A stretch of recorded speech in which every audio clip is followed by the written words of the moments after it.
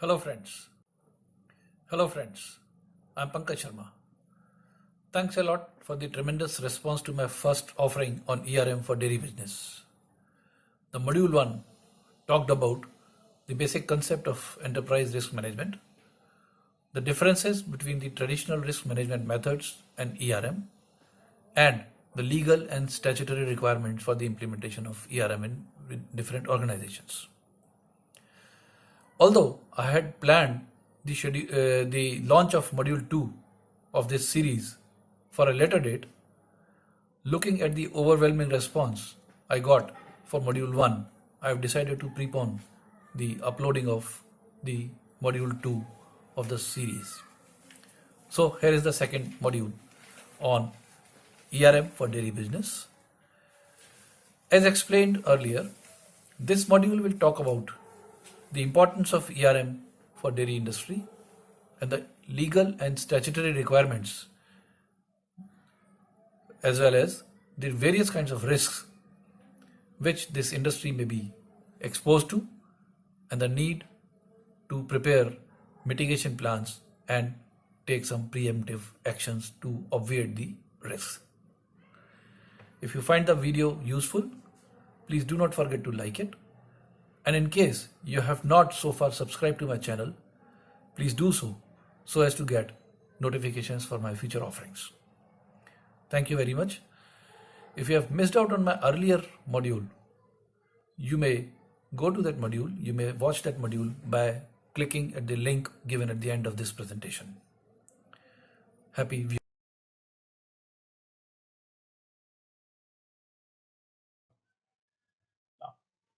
Having understood the concept of enterprise risk management, the difference between traditional methods of risk management and the enterprise risk management, and the legal requirements, the statutory requirements of ERM. Now let us have a look at how ERM is important and can be a beneficial management practice for dairy business. Enterprise risk management is essential for public and private companies to approach risk management with confidence. An effective risk management method, if integrated properly, can result in substantial cost saving for the company. Although, as per the law, most of the dairy companies or organizations may not be required to implement ERM process in their fold, being in the food business, it will be a good management practice to put in place such systems as to ensure mitigation of risks to the business and the very existence of the organization and have a sustainably growing setup.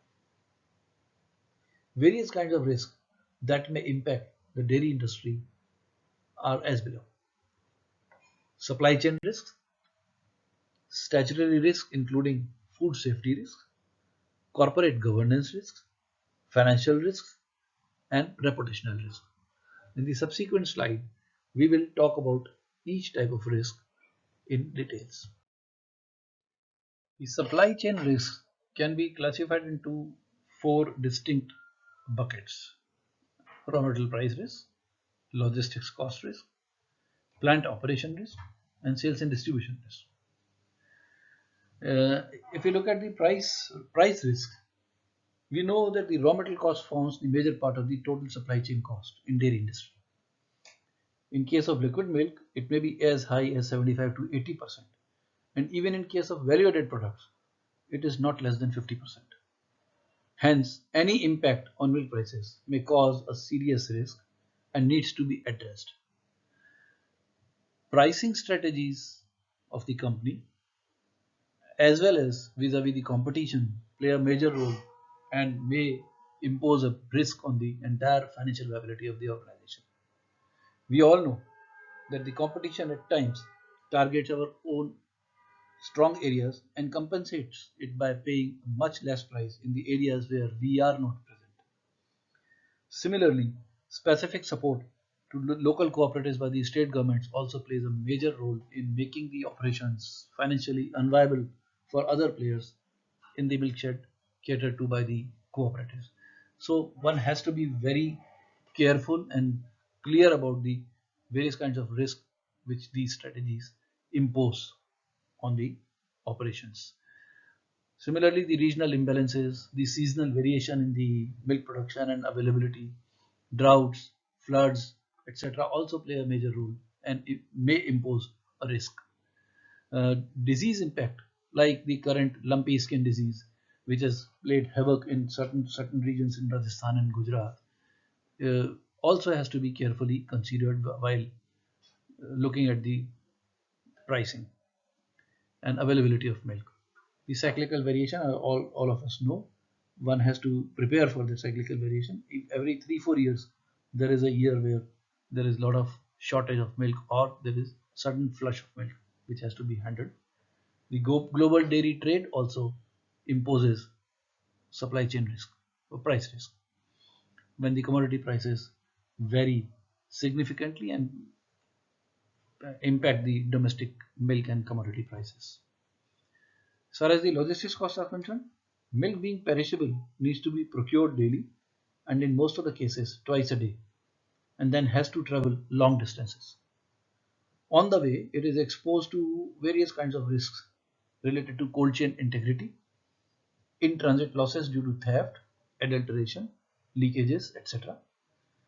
And with environment protection becoming a major concern, use of fossil fuels like petrol, diesel is also emerging as a big threat and is also a risk to the logistics operation because switching over to greener fuels may increase the cost of operations in the short run, but one has to prepare for this kind of a switchover for long-term viability and long-term sustenance of the operations. If you look at the plant operation related risk, quality assurance is of paramount importance, especially being in food industry, and any deviation, either due to lack of proper systems and controls or carelessness on part of the operators, may result in bad publicity, loss of market share, or heavy penalties. With increasing dependence on third-party operations, this risk increases manifold because the controls and processes have to be much more stringent when we are dealing with the third parties. If all other things are present and taken care of, if the if there is lack of skilled manpower, if we don't have skilled manpower, everything can come to a naught and there can be huge plant operation risk in the whole operation. Sales and distribution risk, if we come to that, absence or inadequacy of proper demand forecasting methods may result in under or overproduction and cause financial and market share losses. Maintaining cold chain integrity and quality assurance up to the end consumer is very important at the marketplace, especially when the products are distributed through thousands of retailers bearing the company's brand. This may also pose, if the controls are not in place and we are not very careful, this may even pose the risk of leakages, adulteration, product quality assurance at the marketplace, and also the product pricing strategies also may get impacted by that. Statutory, including food safety risks. With FSSAI making the food safety provisions more and more strict, any violation may lead to heavy penalties and in extreme circumstances may even result in suspension of the operations. So one has to be very careful about all the FSSAI norms and the risk involved in any violation in that. Similarly, breakdown of cold chain integrity may also result in risk of getting penalized by regulatory authorities. Any breach may cause the product to go bad, leading to financial loss or legal action. Naturally, any violation of the Factory Act and labor laws is also replete with legal, financial, and reputational risks. So, we have to carefully consider all such risks which are involved in implementation of these laws. With NGT becoming active, environmental laws are also critical relating to effluent disposal, fossil fuel pollution, plastic waste generation and disposal, alternative sources of energy, and excessive use of water depleting water table in the region. Corporate governance risk. Roles and responsibilities of directors, including the independent directors, if are not fulfilled as per the legal framework, it may result in legal action by the statutory authorities. Similarly, segregation of duties and SOD conflicts may lead to penalties, fines, and financial loss. For example, if it is not clearly defined who will approve making capital investment or financial investments in a company, any unauthorized investment may result in action under Companies Act. Absence of standard operating procedures or weakly defined processes may lead to duplication of effort, unauthorized action, or conflict of interest. If the organization structure is not clearly defined, it may result in duplication of effort or certain activities remaining unattended by falling between two proverbial stools. People dependent or inconsistent policies and procedures may lead to confusion amongst employees as to who has to do what, and in extreme case, in the event of a specific person being absent, may lead to disruption of activity altogether. Financial risk may be of various kinds. Absence of proper segregation of duties leading to conflict of interest and even frauds. Inadequate financial controls which may lead to erroneous or double payments. Absence of effective pricing strategies leading to loss of sale and market share or suboptimal revenue generation. Exposure to bad debts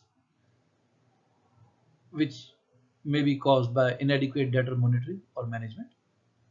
Raw material supply disruption leading to production loss or exorbitantly high purchase price paid due to emergency procurement.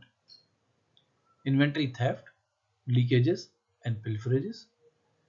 Inferior product quality leading to loss of market share, reputation or statutory penalties.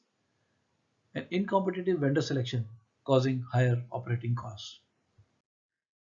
Reputational risk could be of different types. Could be because of the inferior product quality, misleading branding by the company or any other player including the channel partners, negative publicity or events like adulteration of milk by suppliers or the transporter or any channel partner in the marketplace, or any negative media publicity like it happened in case of adulteration of milk by some scrupulous players, which ultimately impacted the entire dairy industry in 2000s. Non-compliance to food and safety norms, waste disposal leading to regulatory action and bad publicity, low milk traceability protocol.